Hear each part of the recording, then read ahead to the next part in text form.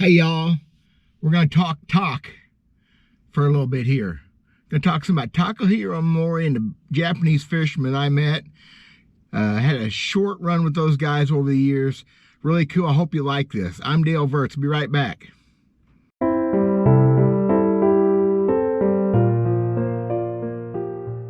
Man, it is nasty in central Missouri. Not necessarily cold, 40 degrees. But we ain't had nothing but fog for 6 straight days. It's actually kind of broke up. You can see maybe a half mile. Wet, not even raining, just never quits misting. Just horrible. Everything's dripping. I'm soaking wet from hauling wood. I think I'm going to go inside the restaurant actually now do this video. So no more steering wheel talk for today. I'll be right back. Thanks again, y'all, for checking in with me today. I appreciate it. I know I kind of ramble and do a bunch of stupid stuff, but it's what I do. I'm good at it. It's the only thing I really ever been good at is doing stupid stuff. I don't know what got me thinking about Takahiro, Omori, and the Japanese stuff, but the B.A.S.S videos I did, the 2 videos on my success and failure at Lake of the Ozarks in '96, that's where he won, and he was the first Japanese angler I believe to ever win a B.A.S.S. I know he was. That was his first one. It was tremendous. Now, there's a lot of folks that don't like that. Man, y'all, I fished with black bass fishermen. I fished with Hispanic bass fishermen. I fished with a lady one time ever in my career. She's a sweetheart. She's a good fisherman. She's done hog jaw tackle, I think, Cape Fear, Missouri, at Table Rock. I enjoyed every one of them. Bass fishing is a way for people to come together.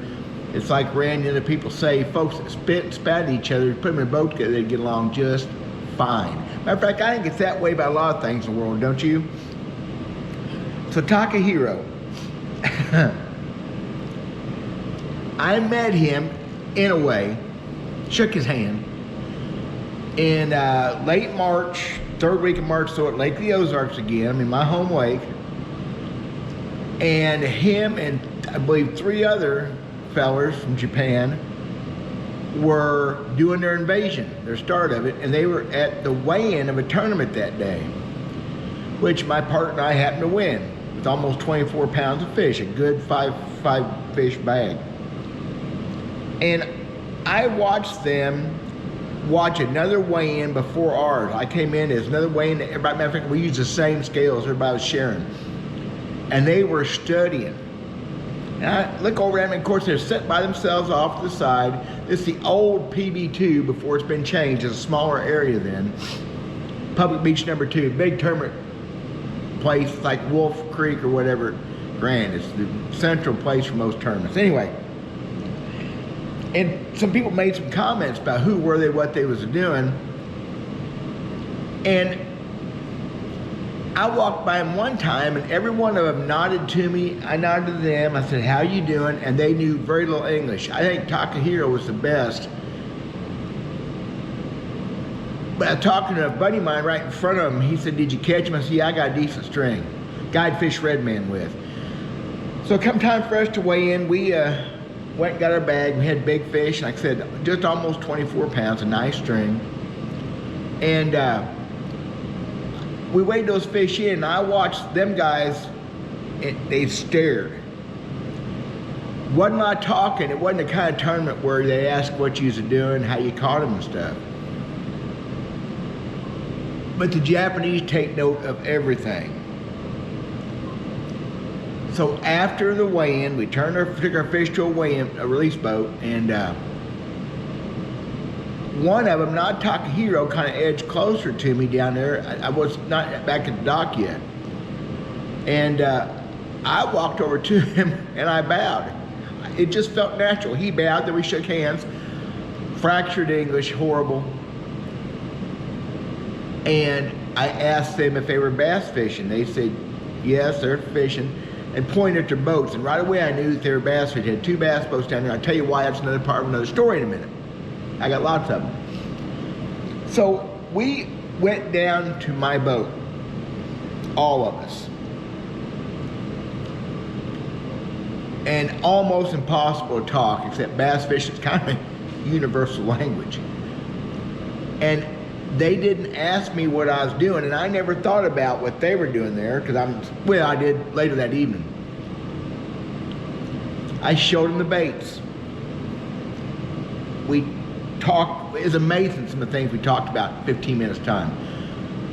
I explained I was catching on 45-degree chunk banks, transition stuff, going to spawn. I explained, so yeah, I said here in a few weeks they'll be a little bit different, they'll do this, this, and that. What a dummy. Anyway, here they are all the way from Japan, and they don't speak enough English, and they're trying to catch fish on a lake they've never seen before. A kind of lake, I don't know what kind of lakes they have. I very much doubt they're exactly highland lakes like we have. I know they're clear. But it just felt like, buddy, I wish I could have known some Japanese. It was a nice visit, is that fair enough? The reason I knew that their boats were Japanese boats is this. In 1995 or so, I was the #1 salesman in the world for Charger bass boats. Not a big company, a Missouri company. Used to sell a lot of Chargers. The #1 Charger dealer in the nation besides where I worked was in California, because they have big waters out there and they want big boats, and Charger is a really good riding boat and all that stuff.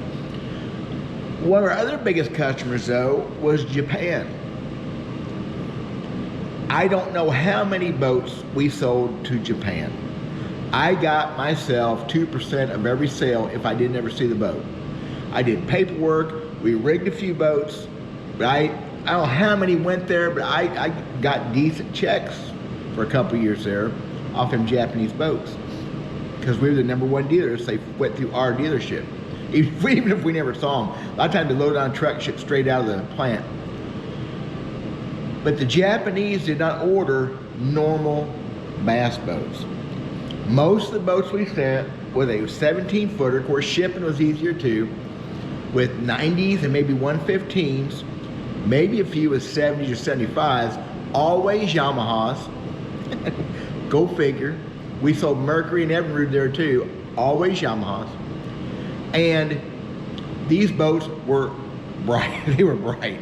They were like walking through a flower garden. They did not order charcoal and gunmetal with a burgundy stripe. They ordered yellows and oranges and pinks and maybe some reds, but they bright.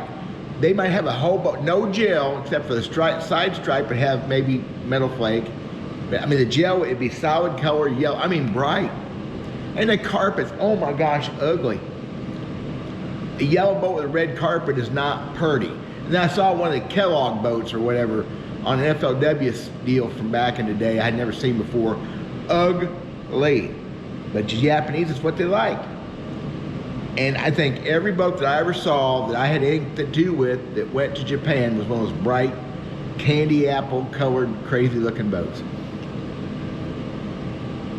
Those Japanese guys are good fishermen. They're better than we are, because they have that whole mantra. Rick Clunn, Gary Klein, Randy Blockett, Kevin Van Dam, getting in the zone way of thinking. And those 4 guys pretty good. There's been others, but Rick Clunn, of course, is the guru, the father at the Taj Mahal of bass fishing, about getting inside of things. And these guys are focused. You can take back to a samurai type stuff or karate and martial arts and getting your brain in the middle. That's what they're best at. So Takahiro won that tournament. And I have no idea about his first 2 days of fishing. I know about his last day, because he fished with Dion Hibden. So I got the skitty, kind of, if I remember right. Here's the way I remember it. They went to Dion's fish first. Dion was doing okay in the tournament. Takahiro was doing better, but they went to Dion's fish first. He's Dion Hibden. And they caught fish, but not really good, I don't think.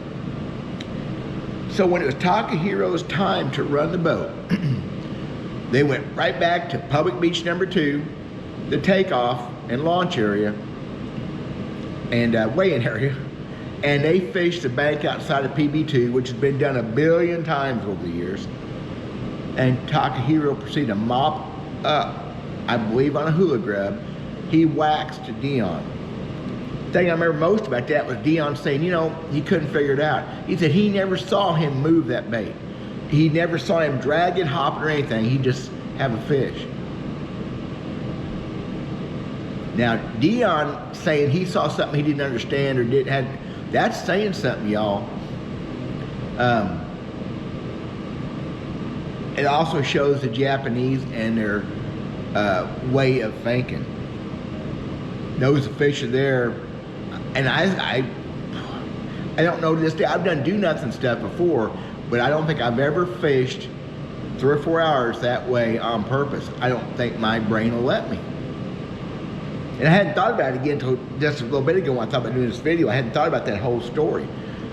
My puny little brain's got so much crap in it's leaking out my ears. See that? All this stuff. But so anyway, pretty interesting. And maybe the denouement, the most interesting part was this.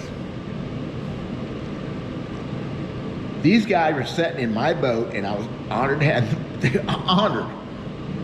They all bowed their heads. It was great. Very polite. But they're on a 56,000 acre lake or 60,000 acre lake. They have no clue.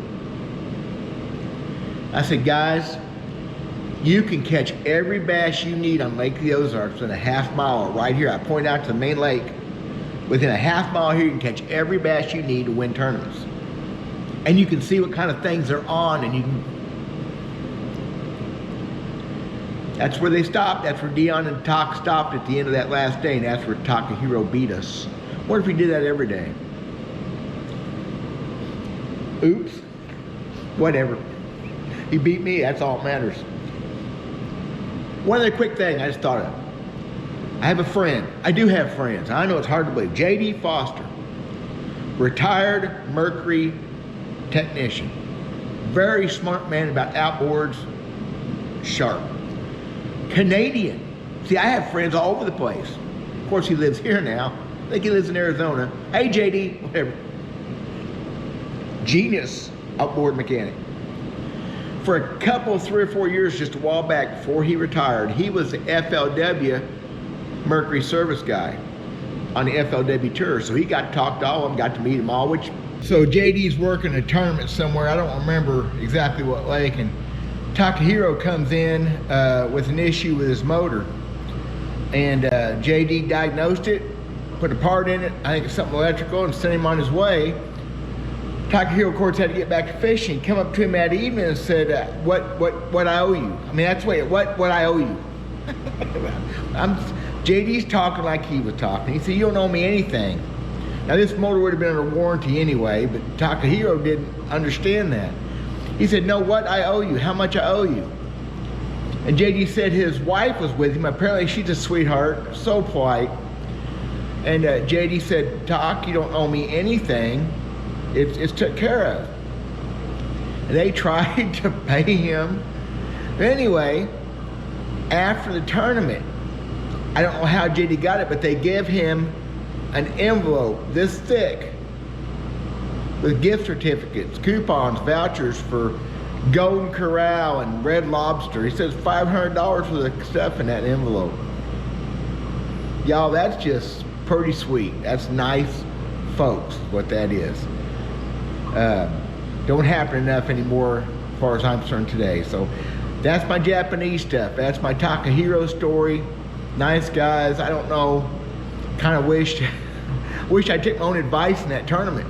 We've been smarter in that B.A.S.S tournament. If I'd have stayed in it, maybe I wouldn't have caught him, because obviously he caught him when Dion didn't, doing Dion's kind of stuff. It's amazing. That's all I got.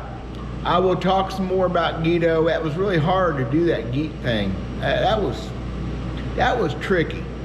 I got some cool stories. I may tell you about the time he burned his boat up. That may be a good one to tell y'all. Supposed to get nice. Gloomy, supposed to end.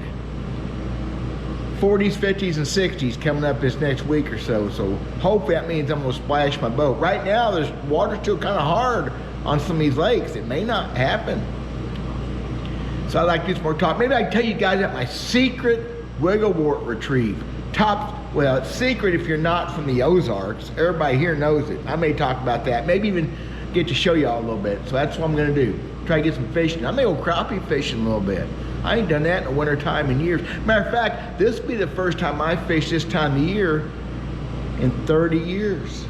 I ain't been, so it may not be no video shooting at all. God bless you guys. Talk at you later. Bye.